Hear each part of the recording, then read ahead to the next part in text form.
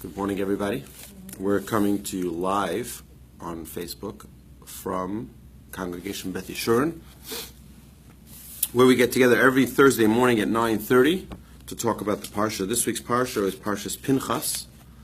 And in Parshas Pinchas, we see something very interesting. We see that Pinchas was a very zealous person in the sense that he fought for what he believes in.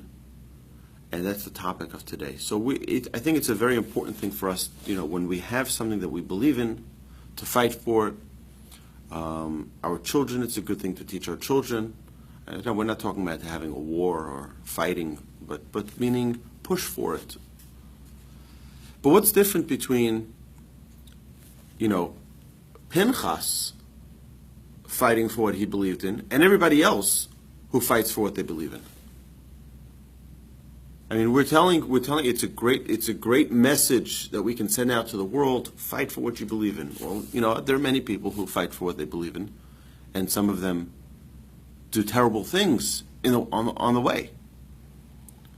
So, what's the distinction between Pinchas and everybody else, or some other people? There has to be a distinction. Here we see Pinchas was rewarded for fighting for what he believed in. And yet we see many others were considered wicked people for doing the same exact thing, seemingly. So we have to understand what it really means to be fighting for what you believe in. So it also depends on the relationship that we have with the Almighty. It depends on the relationship we have with the Almighty. Okay, so you have like this.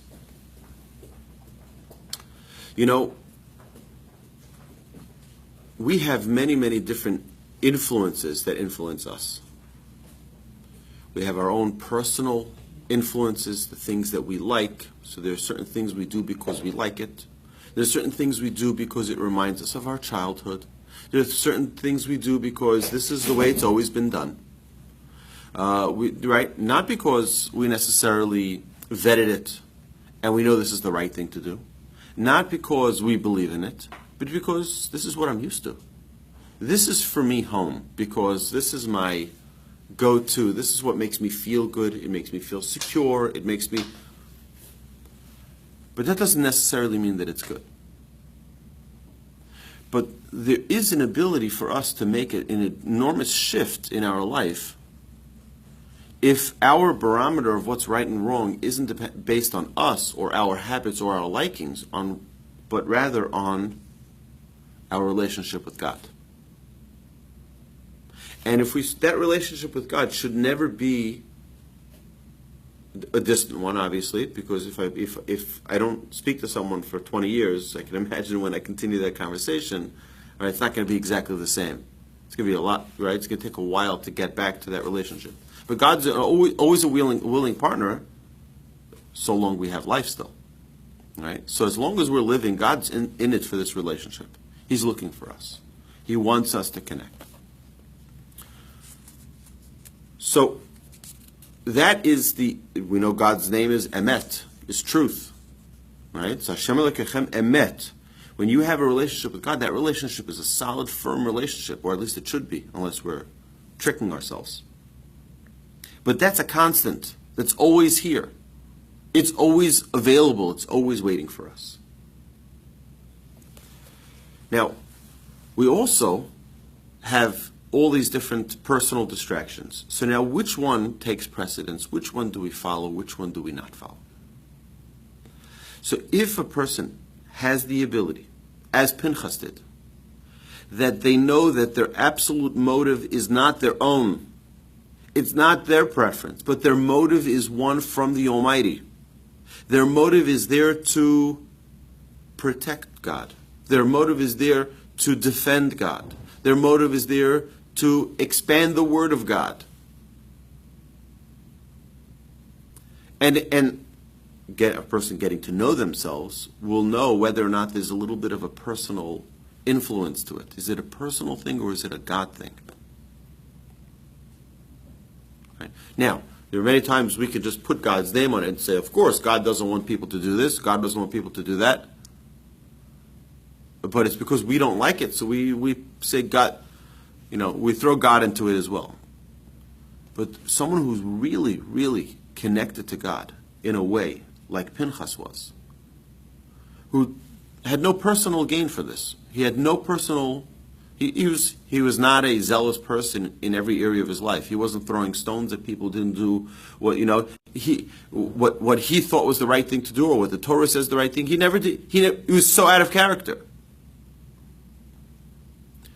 But because of his connection to God, he knew that this was the wrong thing, and God doesn't like this. And before doing that, he had to ensure that there was no personal motivation.